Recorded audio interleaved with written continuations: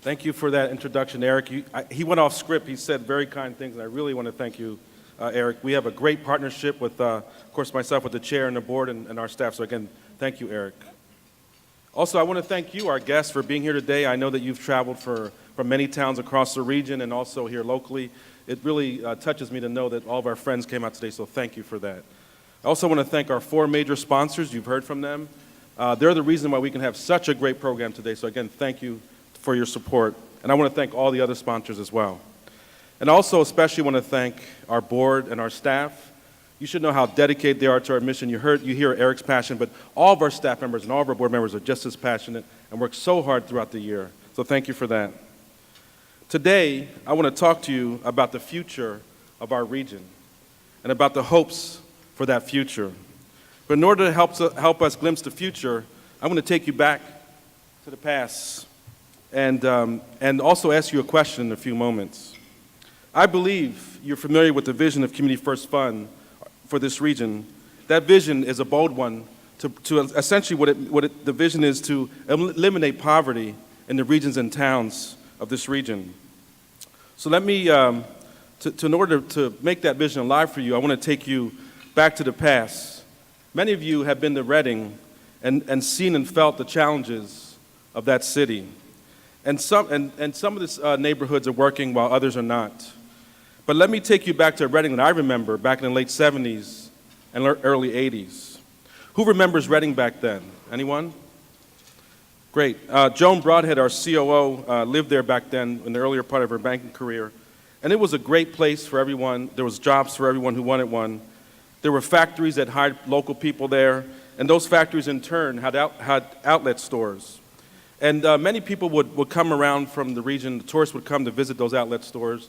And children would cater to them, would set up lemonade stands. And, you know, kids, it was just a wonderful place. It felt safe. You can walk around. And let's just think of that time as Reading's golden age.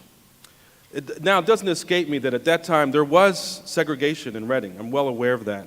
But economically speaking, it was an extremely prosperous city. So prosperous that there were 2 to 3 banks in downtown Reading at that time. And you know, you can see that things have changed since then. But now, I'd like you to imagine a future golden age for this region, not only for Reading, but other towns like York and Harrisburg and Lancaster, and of course Lebanon, among others. I know that we hear about the poverty rates being very high today, at 30 to 40% in these neighborhoods. But let's just imagine a new golden era that poverty is gone. And there are areas of more wealth and less wealth. And the segregation that we so often see today, both economic and racial, is gone. And because of that, we have an even stronger community than what we had before. Because from diversity comes true vibrancy in our communities. So everyone, do you have this new picture in your mind, this new golden era? Do you have that? Please nod your head if you get that picture. Great. We'll get you involved. So now, here's the question that I wanted to ask you today. Let's see a show of hand or nodding of your head if you can vision this new golden era that I'm referring to. Great. And that's the vision, and it's great to see that. So here's the other question. For those of you who say, Dan, that's a great vision for the region, but I'm not sure if we can get there. I'm not quite sure that we have the resources or the focus to get there. Please raise your hand or at least nod your head. All right, I know it's hard to admit that, but I'm sure there's a few folks out there that might feel it might be hard to get there. Because I think when we talk about poverty, we're torn between our hopes and our doubts. So, well, let me tell you where I'm at on this question today of this new golden era. I'm hopeful. I'm hopeful that, that we can reach that golden age for this region. It's an age where there's no racial or economic segregation, and I'm hopeful because of individuals like Denise Taylor.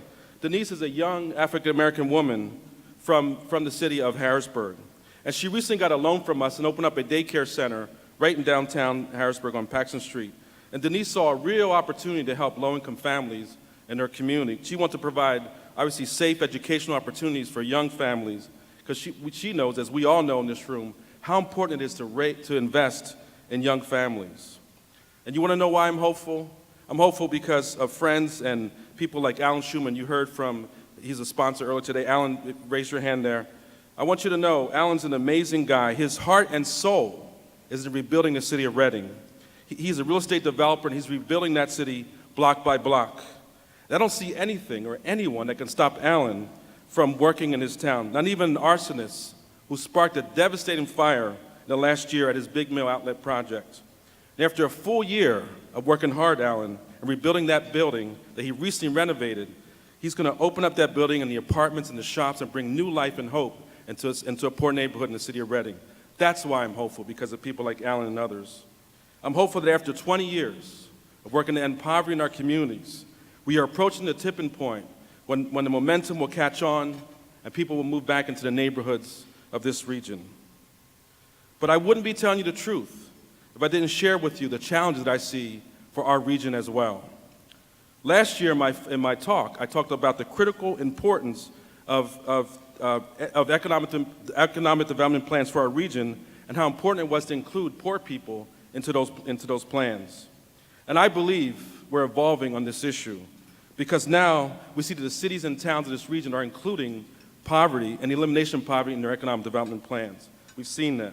We had to struggle a bit on this issue over the last year, and I'm glad to see the debates in our towns about this issue. I'm glad that there have been academic studies from local universities and colleges like Franklin Marshall College. They identified the disparities for the towns in this region, especially they were focused on Lancaster in this particular study. And what they showed was that people of color have not fared well in Lancaster since the recession. I'm glad that the study has prompted excellent public discussion over the past year. And our leaders agree that the time has come for us to work on solutions to end poverty in Lancaster and beyond. I'm sure that you agree with me, it's not easy to face these tough issues, but I think we're better for it. And our conversations have changed. We cannot go back now. I was delighted to hear of the efforts of our Mayor Gray. You heard from him earlier.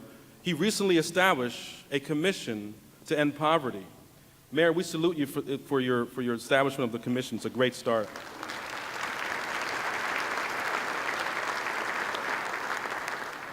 My friends, I spoke earlier of a golden age for this region. One reason gold is so precious is we know it does not tarnish. Other metals do like copper and silver, but gold does not. And I'm here to say that every plan to overcome poverty in our region must integrate combined strategies to include workforce development and social development combined with economic development. We also need to make sure that all banks invest in poor neighborhoods and see it as an opportunity to invest in poor people and not just a requirement, a regulatory CRA requirement. And I know many of the banks, and all the banks actually, partner with us to invest in local communities, and I'm grateful for that. We will continue working together. But I want to encourage you to work even more to invest in these poor neighborhoods so we can build the wealth that we're looking for in this region. If we don't work together as a community to build wealth in these cities, we're not going to get to this new golden age that we talked about, and our progress is going to be tarnished. So I believe it comes down to you, the individuals here in this room, are visionaries and change makers. Before I wrap up my comments today, I want to share a brief story with you which I think will illustrate my point. I once heard a story about a village at the base of a mountain. And now on top of this mountain lived a wise old man whom it was said that he would tell you anything truthfully if you asked him a question. The villagers would often go to him for advice, and he would always tell them the truth. So it happened one day that two boys in this village decided to play a trick on the old man. And one of them caught a bird and held it in his hands, and they climbed up the mountain together to talk to that old man. And the young man said to the old man, "Tell me truthfully, tell me today, what I have in my hand, is it dead or is it alive?" You see, his plan was to make the old man wrong. For if the old man said it was dead, the boy would open up his hand and set that bird free. And if he said it was alive, he would take that bird and crush it in his hand and show the old man the dead bird. "So tell me," said the boy, "tell me the truth. Is it dead or is it alive?" And the old man looked at the boys for a long time, and he said, finally, "I will tell you the truth. The truth is in your hands."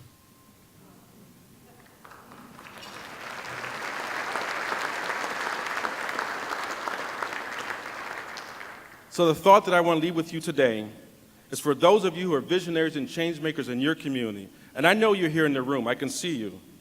Will you work with us at Community First Fund to truly integrate prosperity into all the neighborhoods in your community?